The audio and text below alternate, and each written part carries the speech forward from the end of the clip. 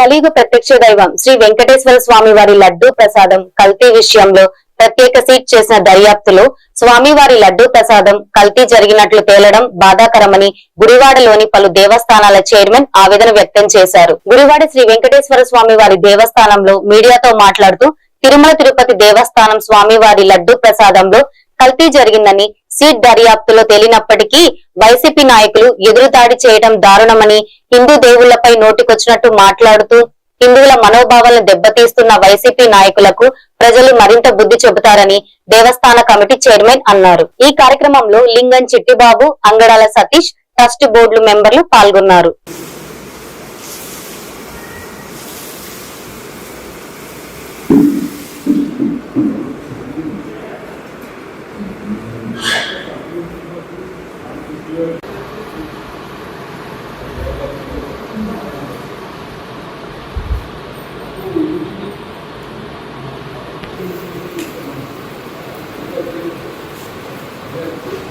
ఓం నమో వెంకటేశాయ.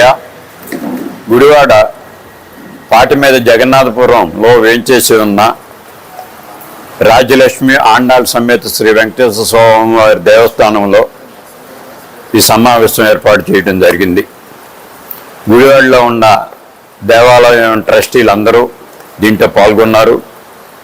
కలియుగ వైకుంఠం అయిన తిరుపతిలో శ్రీ వెంకటేశ్వర స్వామి వారి ప్రసాదం కల్తీ నెయ్యి ఉపయోగించి కోట్లాది మంది హిందూ భక్తుల మనోభావాలను దెబ్బతీసి ఇవాళకి ఎదురుదాడి చేస్తూ హిందూ మతం పైన దాడి చేస్తూ వాళ్ళు పబ్బం గడుపుకుంటున్నారు. ప్రతి హిందువు కూడా దీన్ని ముక్తకంఠంతో ఖండించండి. హిందువులంతా ఏకం కండి.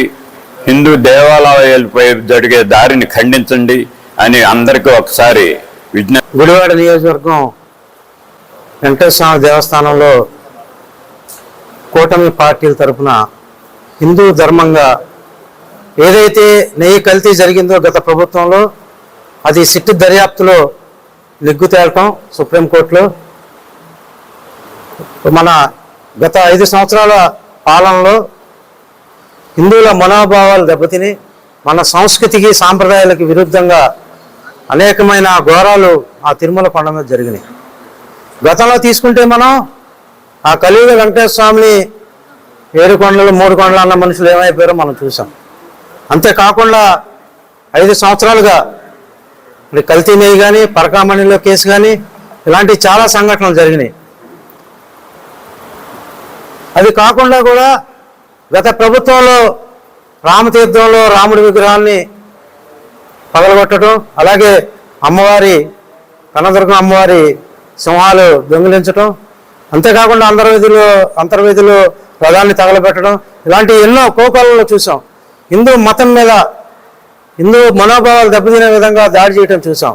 ఇవాళ ప్రజలు గమనించాలి, ఇప్పటి వరకు తిరుమల కొండ మీద గత ఎన్నో సంవత్సరాలుగా మరి ఏ పార్టీ ఉన్నా కూడా ఎప్పుడు కూడా ఇంత వివాదం ఎప్పుడు కూడా రాలా. మరి వాళ్ళు తీసుకుంటే 5 సంవత్సరాల్లో జరిగినవన్నీ కూడా ఒక్కొక్కటిగా బయటకు వస్తూ ఉన్నాయి.